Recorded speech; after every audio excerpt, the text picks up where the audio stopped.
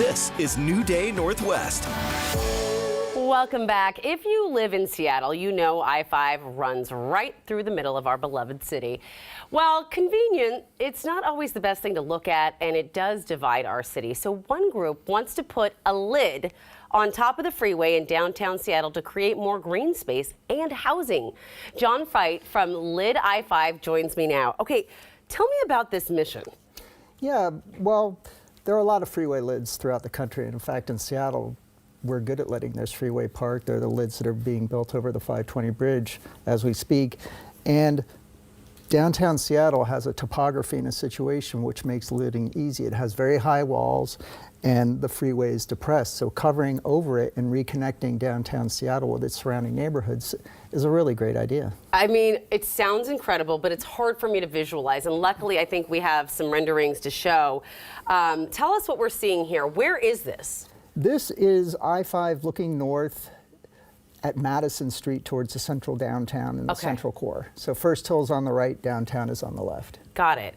Okay, so are we talking about actually you can really build a building over a freeway? Is that structurally sound? Yes, you can. The city recently completed a feasibility study with a consultant team that shows it is actually structurally feasible and it's financially possible. So it's within the realm of reason. And as I've said, we've been building lids in the Seattle area for decades. I've seen the lids like Mercer Island.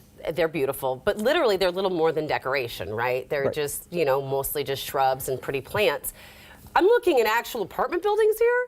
Yes, the feasibility study covered the fact that you can build buildings on top of the lid of varying sizes. The bigger the building, the more expensive the lid is because the more weight it needs to support, but it is possible. You know, this is something like out of the future and it's so cool. What are we looking at here? We are looking at a rendering. This is near REI, so the downtown REI would be on your right, and you're looking south. Okay. The freeway I-5 is to the left, and it deals with one of the situations where how do you deal with the stepping? One of the challenges of lidding I-5 is it's built into a steep hillside. Yeah. So you need to be able to go from a high spot and step down to a low spot. So this was an idea that some of our volunteers came with on how to make that transition better. Okay, this is so cool. It's this is going to sound strange. It's like something out of Logan's Run. It's very futuristic.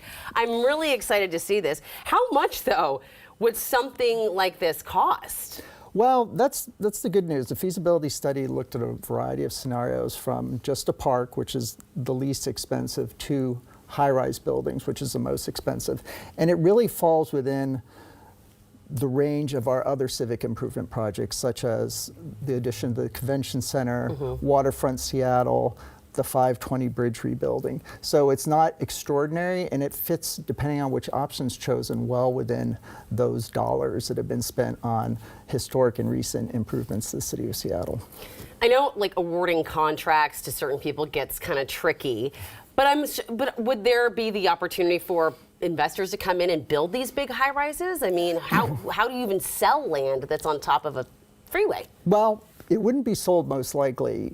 The Washington State Department of Transportation, it's their right-of-way, so it's still a public asset. So there would probably be, and this is projecting forward, but there would probably be some kind of lease agreement that would charge money for the use of the right-of-way. Now, the Washington State Convention Center, the part that spans over I-5 currently, they have an agreement like that where they pay a lease to WashDOT for the air rights over the freeway. That's fascinating stuff. I mean, hey, we've seen it before. The Fairmont Hotel is on UW land, if I am correct in assuming that. So there's so many possibilities with this, which I love.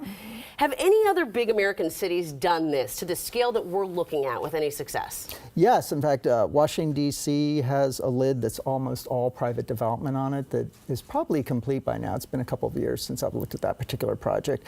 Boston is building a lid, again, with development on it, and a lot of that is paid for by the developers. And of course, the most famous recent projects down in Dallas, Clyde Warren Park, which is a big open space in their central city. So there's all kinds of lids from all open space to all development that are being completed. I know you're not probably the right person to ask this, but is there any downside to this, really? Well, it's complex. Of course, it would require, as you mentioned, private investors, public funds, so forging public-private partnerships, the maintenance of it, the stewardship of it, and also really getting the public behind it. And we're encouraged by recent revival of interest in our campaign about getting the public behind it. How could you not? It would look so cool. Seeing these renderings of this future of Seattle would look beautiful. Our city is gorgeous, but that big ugly highway in the middle could use some love. So I'm really glad that they're doing this. I'm glad that we could chat about this. How can people get involved and learn more, or help support you? Well, we do have a website that has a lot of information. It's lidi5.org. lidi5.org. Yes. Okay. And it has a feasibility study. It has more renderings than you've been able to show today, and it has a lot more information. Oh, I'm going to spend like a half hour on that today. Thank you so much for sharing this. Thank you for being so candid with us about all the things. We can't wait to see what happens next. Great, thank you. All right. Well, thank you for spending time with us today. You can check our website for more of our content, and you can always send us an email to share your thoughts. But most importantly, my friends, get out there and enjoy your new day. We'll see you next time.